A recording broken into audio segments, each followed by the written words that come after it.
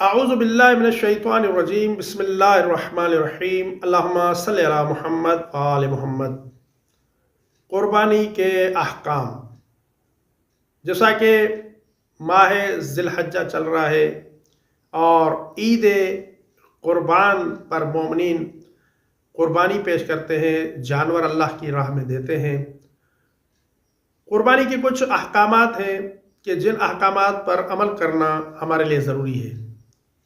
क़ुरबानी एक मुस्तहब अमल है, मुस्तहब मौक़दा है, वाजिब नहीं है और इसकी बहुत ज़्यादा ताक़ीद की गई है। यहाँ तक कि यह भी हुक्म है कि आप कर्ज़ लेकर भी क़ुरबानी करें। क़ुरबानी का एक हुक्म यह है कि 10 ज़िलहज्जा के दिन से आप 12 ज़िलहज्जा तक आप क़ुरबानी कर सकते हैं, यानी 3 दिन तक आप क़ुरबानी कर सकते हैं।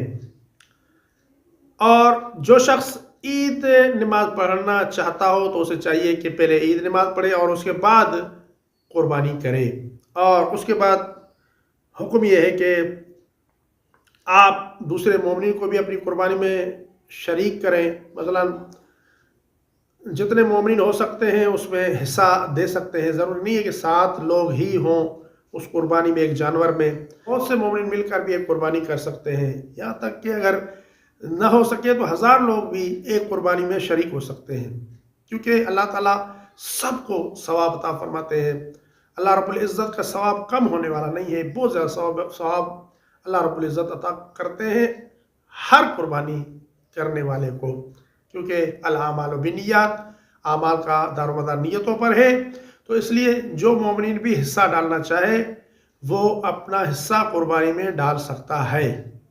और नीचे जो वो सब्सक्राइब का बटन है ना, उसको हिट करो, जल्दी से करो। सब्सक्राइब।